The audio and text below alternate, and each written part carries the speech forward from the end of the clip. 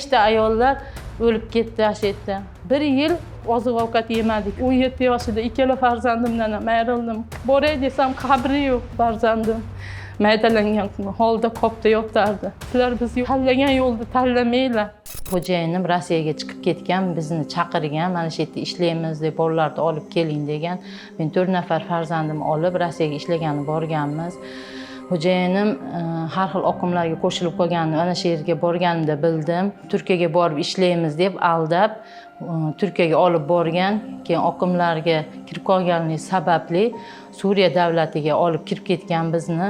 1 yil oziq-ovqat yemadik, suv yo'q. Nechta ayollar o'lib ketdi o'sha yerda. 17 yoshida ikkala farzandimdan ham ayrildim. Qizim chimildiq ko'rmasdan, oq ko'ynak kirmasdan turmushga chiqdi, 3 ta farzandli bo'ldi.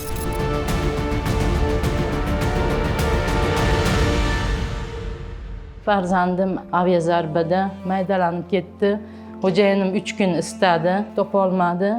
Keyin 4-kuni qopga solib farzandimni olib keldi.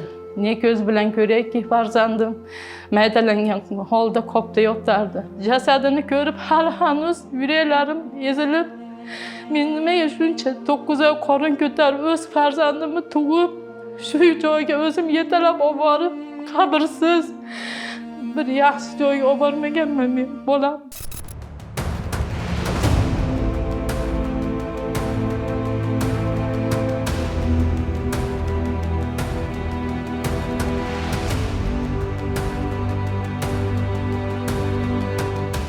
Men shu yerda yashab yurganda O'zbekistonda farzandlarim chiroyli, yaxshi o'qishlarga kirardi.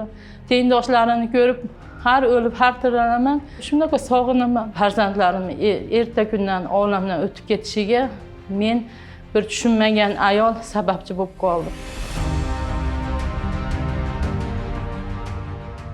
Farzandlarimdan bitta patinka bilan bitta sumka qoldi.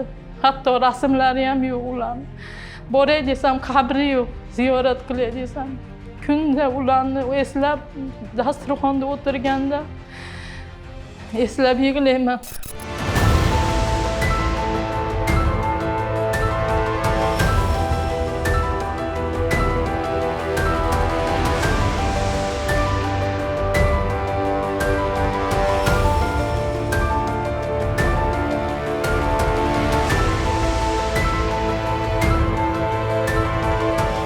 Mehr birinchilardan bo'lib, nabiralarim bilan O'zbekistonga keldim. Baxtlimisan shu O'zbekistonda desa, eng baxtli ayol menman.